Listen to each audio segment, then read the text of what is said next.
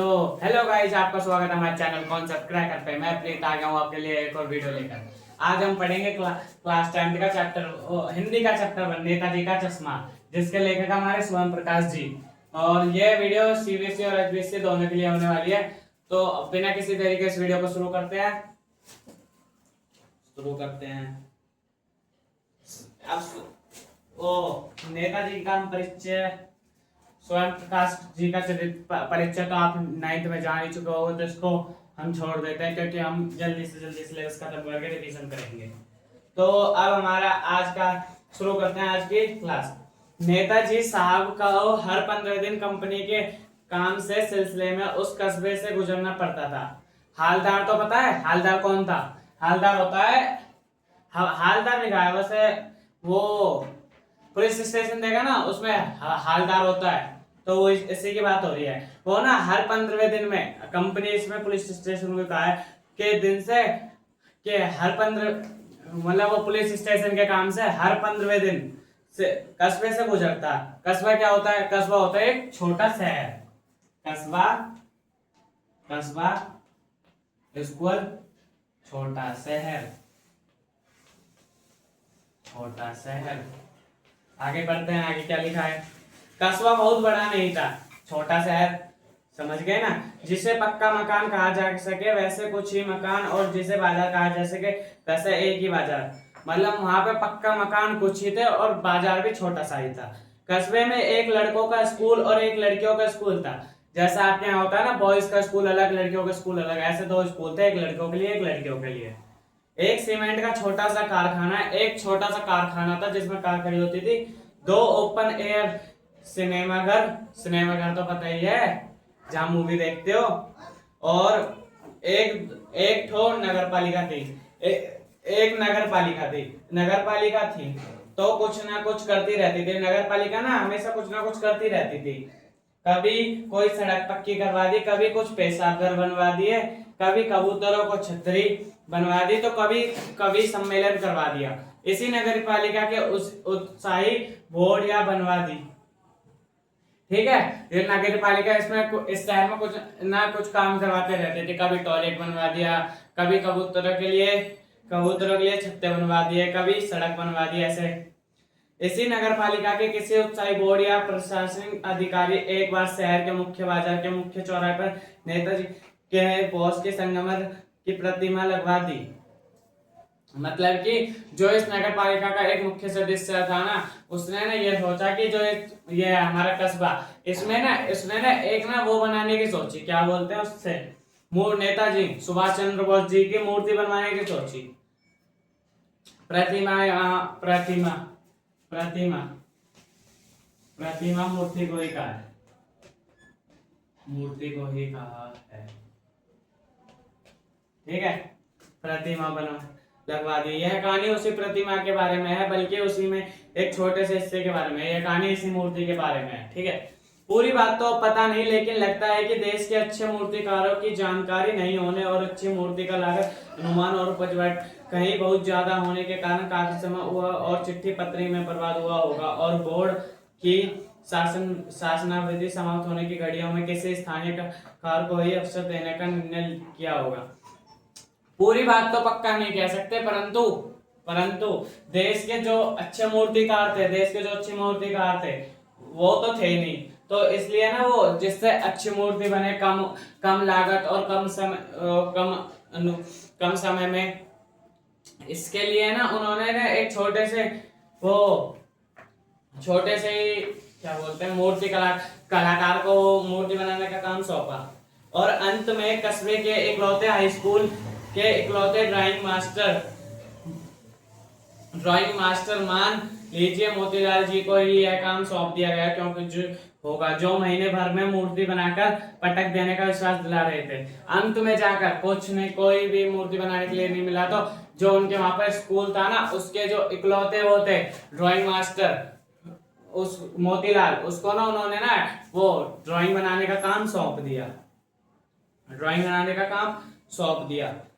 तो वो ना जो थे वो मोतीलाल वो कहते थे मैं ना 1 महीने में इस मूर्ति को पूरा रेडी कर दूंगा। इस वास्ते, जैसे कि कहा चुका था, मूर्ति संगमरमर की थी। संगमरमर क्या होता है? संगमरमर क्या होता है? संगमरमर होता है, संगमरमर क्या होता है? ये होता है हमारा सफेद, एक तरीके का सफेद पत्थर, सफेद पत्थर। अब ये बताओ भाई इससे क्या बना है? इससे बना है हमारा आगरा का प्रसिद्ध 7 अजूबों का एक अजूबा, उसका नाम है हमारा लाल किला। लाल किला नहीं, ताजमहल। ताजमहल बना है हमारे इस संगमरमर से, ठीक है, सफेद पत्थर से हमारा ताजमहल बना है। आगे बढ़ते हैं। जैसा कि कहा चुका है, मूर्ति सफेद पत्थर की थी, टोपी की नोक से कोट के दूसरे बटन तक कोई 2 फुट ऊंची, जिसे कहते बस्ट, और सुंदर थी। नेताजी सुंदर लग रहे थे।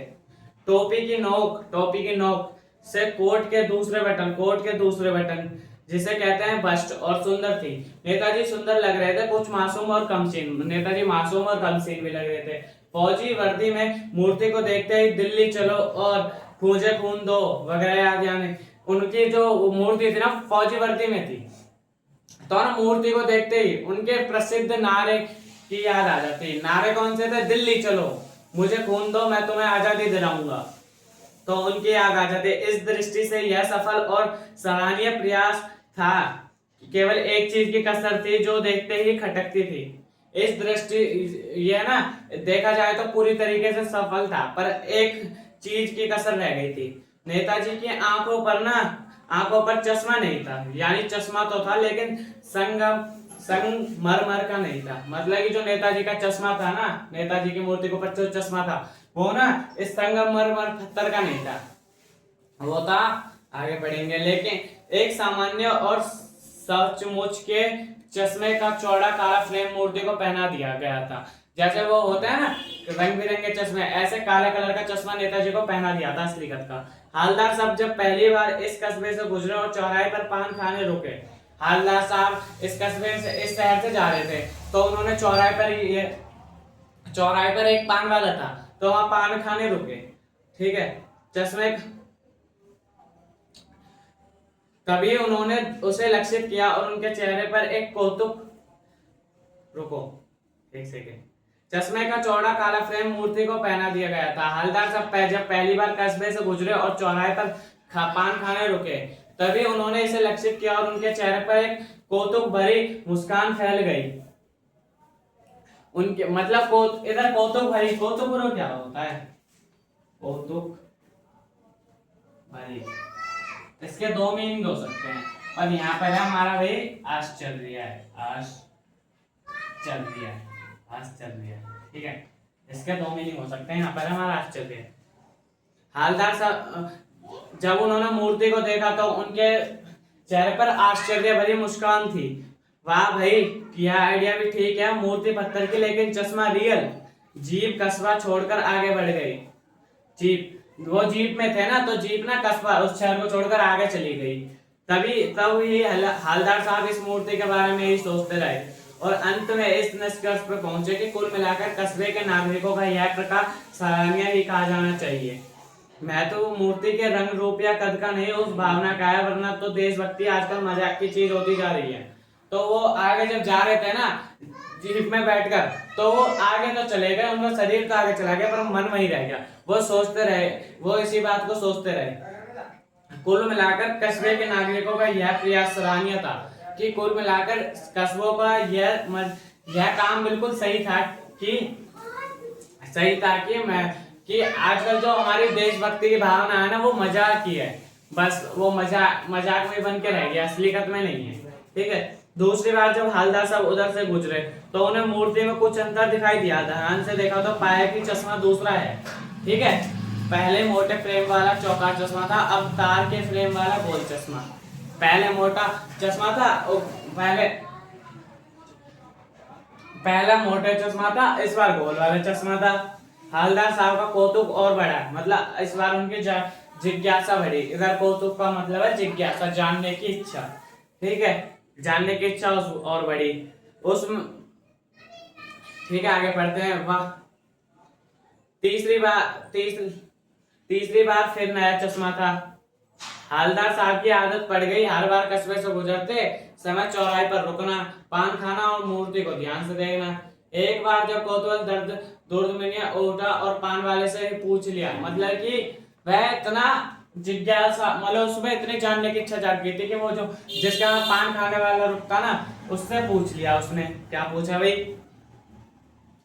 क्यों भाई क्या बात है, ये तुम्हारे नेताजी का चश्मा हर बार बदल कैसे जाता है? क्यों भाई क्या बात है, नेताजी का चश्मा बदल कैसे जाता है, ये पूछ लिया।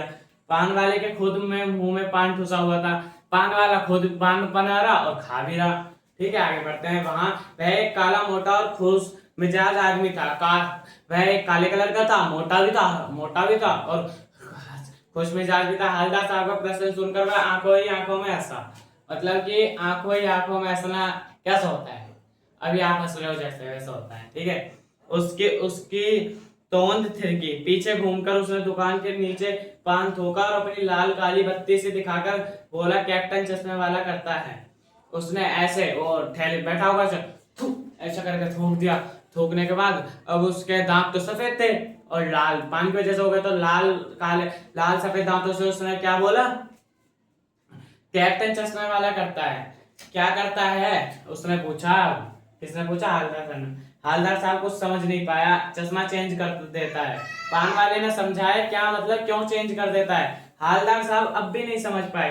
कोई ग्राहक आ गया समझो, वो कहता है क्या, वो पूछता है, हालदार साहब पूछता है इसका चश्मा कैसे चेंज हो जाता है हर बार। कैप्टन जवाब देता है, वो पान वाला जवाब देता है, कैप्टन कर देता है। क्यों कर देता है, तो वो आगे बोलता है, कोई ग्राहक आ गया समझो, जिसको उसको चौड़े चौखट चाहिए, तो कैप्टन किधर से लाएगा, तो उसको दिया उधर, दूसरा बिठा दिया।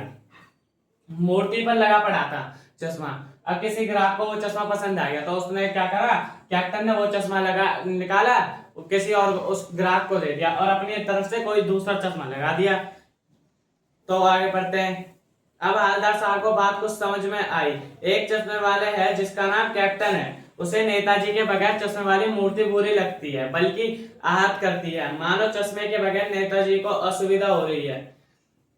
उसको ना नेताजी की मूर्ति ना बिना चश्मे के बुरी लगती है। उसको लगता है कि नेताजी की ना मूर्ति, उसको नेताजी को ना दिक्कत हो रही है बिना चश्मे के, ऐसा लगता है उसको। इसलिए वह अपनी छोटी सी दुकान में उपलब्ध गिने चुने फ्रेमों में से एक नेताजी को मूर्ति पर फिट कर देता। लेकिन जब कोई ग्राहक आता और उसे वैसा ही फ्रेम की दरकार होती, दरकार यानी जरूरत, कहाँ लिखो बताओ, बता रहा हूं ना, ये हमारा दरकार हो गया। दरकार, दरकार का मीन्स क्या होता है, दरकार मीन्स होता है हमारा जरूरत, जरूरत। ठीक है, दरकार मीन्स हो गया हमारा जरूरत। आगे बढ़ते हैं। आगे क्या है, जैसे मूर्ति पर लगा है तो कैप्टन चश्मे वाला मूर्ति पर लगा फ्रेम संबंध नेताजी से क्षमा मांगता हुआ लेकर ग्राहक को दे देता। जैसे ही मूर्ति पर चश्मा लगा, चश्मा उतारता है तो नेताजी से क्षमा मांगता और ग्राहक को दे देता और बाद में नेताजी को दूसरा चश्मा लगा देता। वाह भाई खूब, क्या आइडिया है। लेकिन भाई एक बात अब भी समझ में नहीं आई। हवलदार साहब ने पान वाले से पूछा, नेताजी का ओरिजिनल चश्मा कहाँ गया? पान वाला दूसरा पान मुंह में ठूस चुका था। वो हमारा जो हवलदार साहब था ना, उसने उससे पूछा पान वाले से, उस नेताजी का ओरिजिनल चश्मा कहाँ गया? तो पान वाला था फिर से ऐसे ऐसे दांतों के नीचे एक और पान रख चुका था, फिर पान खाने बैठ गया। आगे बात करते हैं, आगे क्या है, क्या आइडिया है। पान वाला दूसरा पान मुंह में ठूस चुका था। दोपहर का समय था, दुकान पर भीड़ भाड़ अधिक नहीं थी, फिर भी वह आंखों आंखों में ही हंसा। उसकी तोंद थिरकी। कत्थे की डंडी फेंक पीछे मुड़कर उसने नीचे पीक थूकी और मुस्कुराता हुआ बोला, मास्टर बनाना भूल गया कि जिसने वो बनाई थी ना हमारी मूर्ति, किसने बनाई थी? अरे यार तुम बिना इतनी जल्दी भूल जाते हो। ये बनाई थी हमारी हीरा मोती के, मतलब हीरा मोती से याद कर लो, हीरा मोती, मोती लाल, जेठालाल का लाल, हीरा मोती का मोती, तो दोनों मिलकर क्या बना? मोतीलाल। ठीक है, मोतीलाल। आगे पढ़ते हैं। चकित पान वाले के लिए यह पान वाले के लिए यह एक मजेदार बात थी, लेकिन हवलदार साहब के लिए चकित और द्रवित करने वाली। यानी वह ठीक ही सोच रहे थे। मूर्ति के नीचे लिखा मूर्तिकार मास्टर मोतीलाल वाकई कस्बे का अध्यापक था। बेचारे ने महीने भर से में मूर्ति बनाकर पटक देने का वादा कर दिया होगा, बना भी ली होगी, लेकिन पत्थर में पारदर्शी चश्मा कैसे बनाया जाए कांच वाला यह तय नहीं कर पाया होगा। यह कोशिश की होगी और असफल रहा होगा। ठीक है, तो वो सोचता है कि उसने 1 महीने में चश्मा मूर्ति बनाने की कही थी, उसने मूर्ति तो बना दी, तो वो उस पत्थर से पारदर्शी यानी जैसे कार का शीशा होता है ना, वो आर पार देख सकता है, ऐसा शीशा कैसे बना पाता पत्थर से? तुम ही बताओ, पत्थर से कोई आर पार वाली चीज बना दे? उसने कोशिश करी होगी पर बना नहीं पाया। आगे बढ़ते हैं। हवलदार साहब को यह सब कुछ बड़ा विचित्र और कौतुक भरा लगा, आश्चर्यचकित लगा। इन्हीं ख्यालों में खोए खोए पान के पैसे चुकाकर चश्मे वाले की देशभक्ति के समक्ष नमस्तक होते हुए वह जीप की तरफ चले, फिर रुके, फिर पीछे मुड़े और पान वाले के पास जाकर पूछा, क्या कैप्टन चश्मे वाला नेताजी का साथी है या आजाद हिंद फौज का हो? जब वो नेता, फिर हमारा कौन था, हवलदार साहब जीप की तरफ जा रहे थे, परंतु वो पीछे मुड़े, फिर आगे जब देखा, फिर पीछे मुड़े, फिर वो पान वाले के पास जाकर पूछे, क्या वो नेताजी का टीम का सदस्य था या हिंद भारत की फौज का हिस्सा है? आगे देखते हैं आगे क्या लिखा है। पान वाला नया पान खा रहा था। और भाई इतना पान खाता है, इतनी जल्दी 3 पान खा लिए इसने। पान पकड़े अपने हाथ को मुंह से 1.5 इंच दूर रखकर उसने हवलदार साहब को ध्यान से देखा, फिर अपनी लाल काली बत्ती से दिखाई और मुस्कुराकर बोला, नहीं साहब, वो लंगड़ा क्या फौज में पागल है, पागल। वो देखो, वो आ रहा है, आप उसी से बात कर लो, फोटो छपवा दो उसकी कहीं। ठीक है, जो हमारा वो था ना कैप्टन, वो उसका मजाक उड़ाते हुए वो बोलता है, देखो ये रहा, आपको वो लंगड़ा आ रहा है, उसी से जाकर पूछ लो वो क्या फौज में लगेगा। आगे बढ़ते हैं। हवलदार साहब को पान वाला द्वारा एक देशभक्त का इस तरह मजाक उड़ाया जाना अच्छा नहीं लगा। हवलदार साहब थे, उस पान वाले ने उस देशभक्त का मजाक उड़ाया, देशभक्त कैप्टन का, परंतु हवलदार को यह बात अच्छी नहीं लगी। मुड़कर देखा तो अवाक रह गए। एक बेहद बूढ़ा मरियत सा लंगड़ा आदमी, सिर पर गांधी टोपी और आंखों में काला चश्मा लगाकर, एक हाथ में टोपी सी संदूकची और दूसरे हाथ में एक बांस पर टंगे बहुत से चश्मे लिए अभी अभी एक गली से निकला है था। अरे इतनी बड़ी बात, देखो एक बार में समझाते हैं। जब उसने हवलदार ने पीछे मुड़कर देखा तो एक बेहद मतलब बहुत ज्यादा बूढ़ा आदमी, हाँ बहुत बूढ़ा आदमी, सर पर गांधी जी टोपी लगाते हैं ना, वो टोपी, आंखों में वो काला चश्मा, एक हाथ में छोटी सी संदूक सी क्या होती है? संदूक होती है एक प्रकार की लकड़ी, ठीक है, और दूसरे हाथ में एक बांस में टंगे बहुत से चश्मे लिए अभी अभी एक गली से निकला था और अब एक बंद दुकान के सहारे अपने बांस टिका रहा था। मतलब कि यहाँ पर दुकान है हमारी, ये दुकान है, इससे हम टेक लेकर खड़े हो जाते हैं ना, ऐसे उसने अपने बांस टिका दिए ऐसे। तो उस बेचारे की दुकान पर भी नई फेरी लगाता, उसकी कोई दुकान भी नहीं थी और डोल के सामान बेचता। फेरी यानी डोल का सामान बेचना। हवलदार साहब चक्कर में पड़ गया, पूछना चाहते थे इससे कैप्टन क्यों कहते हैं, क्या यही इसका वास्तविक नाम है, लेकिन पान वाले ने साफ बता दिया कि अब वह इस बारे में और बात करने को तैयार नहीं। ड्राइवर भी बेचैन हो रहा था। ठीक है, अब हवलदार साहब ने क्या पान वाले से पूछा, क्या ये कैप्टन इसका असली नाम है? तो पान वाले ने कहा, नहीं, अब मैं इसके बारे में कुछ नहीं बताऊंगा। ठीक है, इतने में वो जीप वाला भी था, वो भी बेचैन हो रहा था चलने के लिए, काम भी था। हवलदार साहब जीप पर बैठकर चले गए। 2 साल तक हवलदार साहब अपने काम के सिलसिले में उस कस्बे से गुजरते रहे और नेताजी की मूर्ति में बदलते हुए चश्मों को देखते रहे। कभी गोल चश्मा होता था, कभी चौकोर, कभी लाल, कभी काला, कभी धूप का चश्मा, कभी बड़े कांचों वाला गेंगों का चश्मा, पर कोई ना कोई चश्मा जरूर होता। उस धूल भरी यात्रा में हवलदार साहब को कौतुक और प्रफुल्लता के कुछ क्षण देने के लिए फिर एक बार ऐसा हुआ कि मूर्ति के चेहरे पर कोई भी कैसा भी चश्मा नहीं था। एक टाइम ऐसा आया, मूर्ति के ऊपर कोई भी कैसा भी प्रकार का चश्मा नहीं था। उस दिन पान की दुकान भी बंद थी, चौराहे की अधिकांश दुकानें बंद थी। उस दिन पान वाले की दुकान भी थी बंद थी, चौराहे पर जितनी भी दुकान थी उनमें से अधिकांश ज्यादातर दुकानें बंद थी। अगली बार भी मूर्ति की आंखों पर चश्मा नहीं था, मतलब वो फिर 15 दिनों बाद आया जब भी चश्मा नहीं था। हाथदार साहब ने पान खाया और धीरे से पान वाले से पूछा, क्यों भाई क्या बात है, आज तुम्हारे नेताजी की आंखों पर चश्मा क्यों नहीं? पान वाला उदास हो गया। उसने पीछे मुड़कर मुंह का पान नीचे थूका और सिर झुकाकर अपनी धोती के सिरे से आंख पोंछता हुआ बोला, यानी सिर से आंख, धोती के सिरे से आंखें पोंछते हुए बोला, यानी सिर आंखें पोंछते हुए बोला। दिस मीन्स वो रो रहा था, है ना। साहब कैप्टन मर गया और कुछ नहीं पूछ पाया हालदार साहब। कुछ पल चुपचाप खड़े रहे, फिर पान के पैसे चुकाकर जीप में आ बैठे और रवाना हो गए। बार बार सोचते क्या होगा उस कौम का जो अपने देश के खातिर घर गृहस्थी जवानी जिंदगी सबको छोड़ देने पर भी हंसती है। मतलब क्या होगा ऐसे देश का जो अपने देशभक्तों के लिए ही हंसती है वो और अपने लिए पिकने के मौके ढूंढती है। दुखी हो गए। 15 दिन बाद फिर उसी कस्बे से गुजरे। कस्बे में घुसने से पहले ही ख्याल आया कि क्या ख्याल आया होगा, सोचो, अभी आके पलटते हैं।